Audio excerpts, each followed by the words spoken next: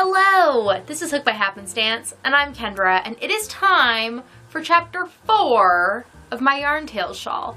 For those of you that are unfamiliar, my Yarn Tales Shawl is my way of cataloging all of the books that I've been reading lately. I read the books, I tell you about them, and then I add a segment to a crochet shawl that I'm designing along the way using some silly Kendra rules to make it fun.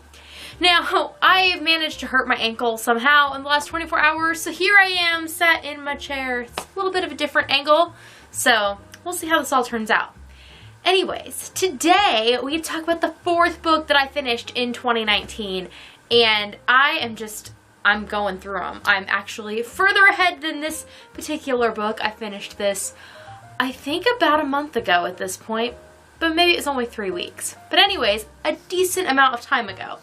Today's book we're going to discuss is After by Anna Todd. Now, I originally heard about this book at the beginning of the year. I had not ever known it was a thing. Apparently there are like 5 or 6 of them. I did not know these existed.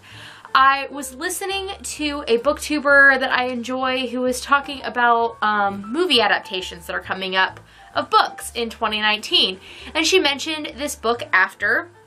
And she commented that After was originally One Direction fanfic written online in a similar format that 50 Shades of Grey had initially been posted, that was then turned into a novel and has become a thing, and now it's going to become a movie.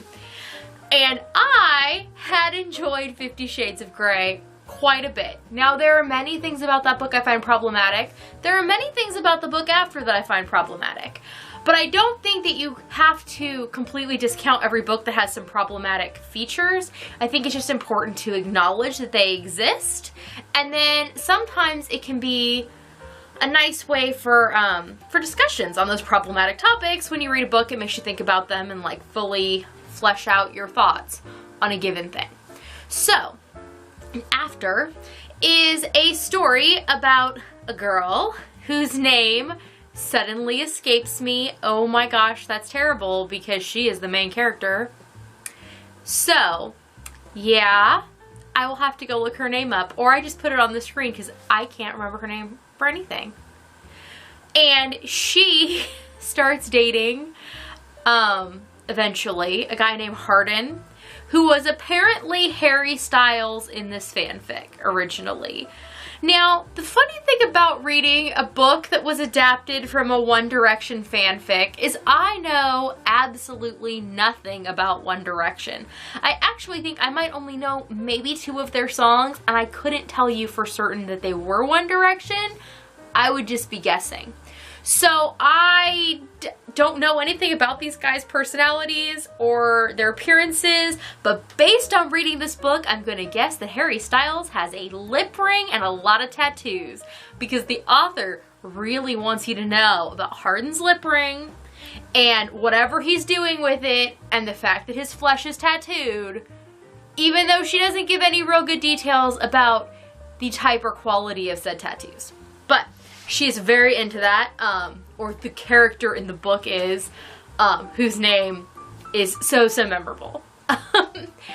So basically these two meet in college. Girl has a sheltered life, guy is mysterious, they cross paths a number of times, then she ends up eventually with him. He has weird anger outbursts, he's spontaneously alcoholic, she has some weird familial background issues with alcoholism as well. There's a mom issue on her side. He clearly has dad issues. They kind of touch on all those things. Everything in this book is very lightly dealt with. There is no deep plot. It is a complete, like, fluff book, but it was enjoyable. I enjoyed the narrator because I listened to this via audiobook. I enjoyed listening to it. I actually, as soon as I finished it, the ending was one thing I had a problem with. Now, I will not tell you what happens in case you yourself would like to go and read it, but it ends abruptly. Like, I kind of felt like it ended mid-sentence. Like, they're doing a thing, and then it just stops. You're like, oh, now you're reading copyright information. Okay. So I went to look up about checking out the next book because it was good enough that I was going to go and like immediately get the next one, because I had decided, when I decided I was going to listen to after and read the books, that I was going to listen to all of them. At the time I thought there were only 3, and my library had 3. I thought they were the first 3. They were not. But that I was going to experience all of them, because my experience with 50 Shades is that the 3 books are better together than the first book was by itself. The first book is a train wreck, and the other 2 books help clean it up a little. So I figured that if this book was not good, that I would at least sign up to hear the whole overarching plot, which I knew would be a little circuitous, probably light, because it had started as an online story. But when I went to look and see if my library had the second book, they don't. None of the libraries I have access to have it, at least not in audiobook. But I will see. I may just have to like read it, because I think I can get a hold of a hard copy, but I'm not sure. So I'll think on that. It's backburnered. It's not like it's time sensitive. The daydream of One Direction boys is going nowhere. It's fine. So you probably want to know what I thought of the book overall, huh? Well, I thought that the writing style was better than I expected. This book had way more consent in it than 50 Shades did. Like, there was constant, like, is this okay? Is this okay?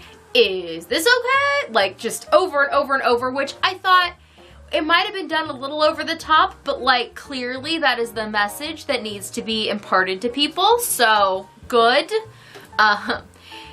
Enthusiastic consent is a good thing in a book. And in life, but you know, in books. So I overall gave this book 3 stars. I enjoyed it. There were, like I said, there were some problematic things. One of the kind of overarching things during part of it was like this big connection to Pride and Prejudice and Wuthering Heights, 2 books I don't like at all. And so like every time you could very clearly be like, oh, not only are you trying to write a fanfic about these like band members who I don't really understand, now you're trying to use personality traits from book characters I could not stand either. And so that was kind of obnoxious. But overall, I enjoyed it. It was just like brain candy. There was no thought to it really. And yeah, it was nice because I had been reading some like heavier stuff and just like a lot of like, not just in novels, but I had been like reading articles and long form video stuff on like tougher topics. So sometimes it's nice to like, you know, you gotta eat your greens, but you can have a piece of cake at the end of the day too if you keep everything in moderation, right? So this was like my moderating factor to reading dense, more, I don't know if I'd say worthwhile, because I felt like this was worthwhile, but more academic maybe stuff. So I gave it 3 stars, and now you want to see the shawl. So basically every type of book, as in books with my kids, books that I get from my subscription Life's Library service, and physical books and audiobooks, have their own colors. So far, the first book I read with my kids, so it was in this yarn.